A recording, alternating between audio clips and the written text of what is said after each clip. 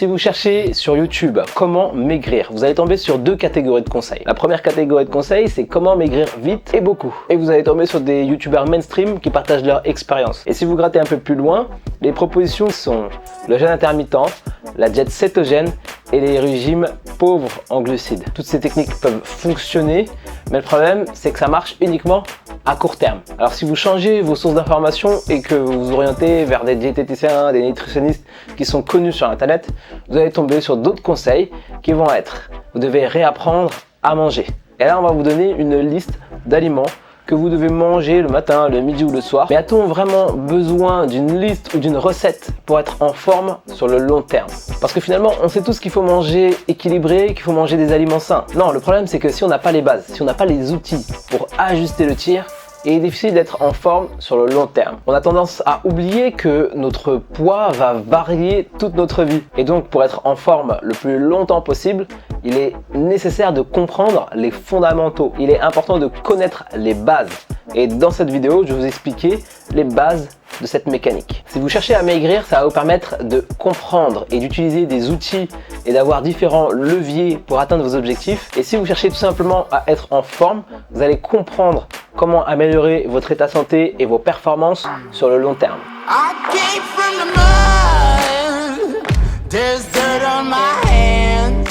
Courir, nager, sauter, toutes ces actions demandent de l'énergie. Mais saviez-vous que pour rester debout immobile ou même pour être allongé, pour dormir, nous consommons également de l'énergie? Et oui, pour faire fonctionner nos organes, pour survivre tout simplement, nous consommons de l'énergie. Et chaque jour, nous allons consommer une certaine quantité d'énergie. Mais quelle est la quantité d'énergie dont on a besoin chaque jour? C'est vrai que chacun a un métabolisme différent. Alors, comment on peut avoir cette information en prenant en compte les spécificités de chacun? Et oui, parce que c'est cette quantité d'énergie qui va définir notre point de départ. Ça va être notre repère. Et cette quantité d'énergie est définie en kilocalories. La calorie, c'est l'unité énergétique. Et chaque aliment que nous consommons est dégradé en macronutriments et en micronutriments. Mais seuls les macronutriments ont une visée énergétique. Dans les macronutriments, on retrouve les protéines, les lipides et les glucides. Alors avec tout ça, comment connaître notre dépense énergétique journalière?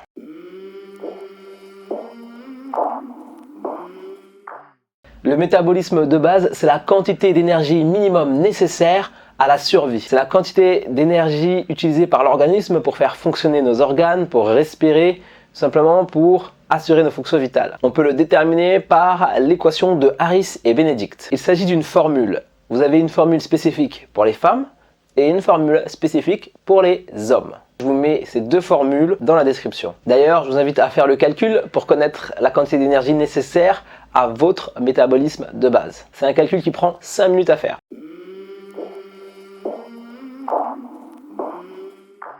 Maintenant que vous connaissez votre métabolisme de base, pour connaître la dépense énergétique journalière, on doit y ajouter forcément toutes les dépenses énergétiques qui sont liées à votre activité physique journalière. Et dans votre activité physique journalière, on va ajouter pas seulement votre activité sportive, mais vraiment toute votre activité physique. Tout ce qui vous aura demandé d'effectuer des efforts dans votre journée, comme la marche, comme monter les escaliers, comme faire le ménage, la vaisselle, ou alors danser comme une rockstar de bon matin devant votre glace. Et donc pour ça, on va attribuer à votre métabolisme de base un coefficient d'activité journalière. Voici la liste des différents coefficients d'activité journalière. Aux deux extrémités, nous allons avoir le 1 pour une dépense énergétique très faible et à l'opposé, on va avoir le 2 pour une grosse dépense énergétique. Il va de soi que si vous avez un travail physique, que vous êtes maçon, vous allez avoir un coefficient d'activité journalière qui va se rapprocher plus du numéro 2. Et à l'inverse, si vous êtes un employé de bureau et que vous passez la majorité de votre temps derrière votre ordinateur, votre coefficient d'activité journalière sera plus proche du 1. Sélectionnez le coefficient qui vous correspond le mieux.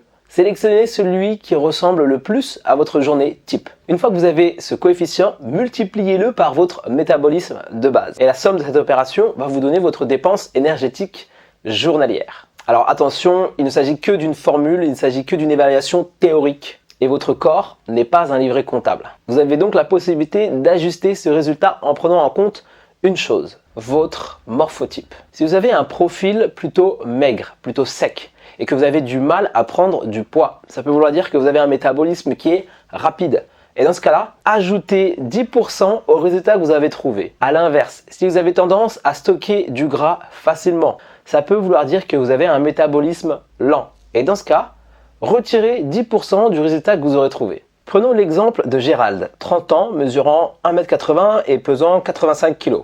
Il aura un métabolisme de base de 1932 kcal par jour. Il travaille derrière un bureau, mais il marche 30 minutes tous les jours pour aller au travail.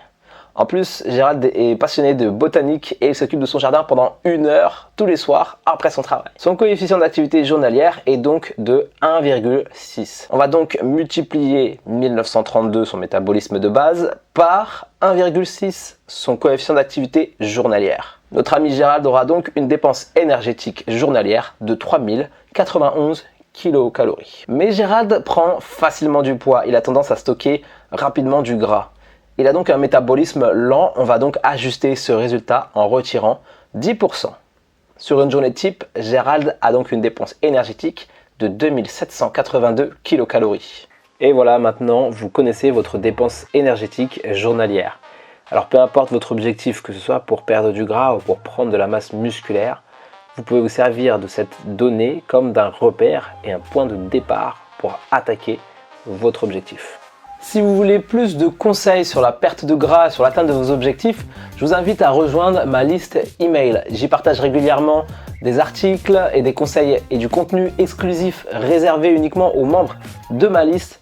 Donc si vous voulez me rejoindre, je vous invite à cliquer dans le lien qui se trouve en description de cette vidéo. Et dans la prochaine vidéo, on va parler de la balance énergétique. Donc si vous ne voulez pas la louper, je vous invite à vous abonner à ma chaîne et à cliquer sur le petit bouton en forme de cloche pour être averti au moment de la publication.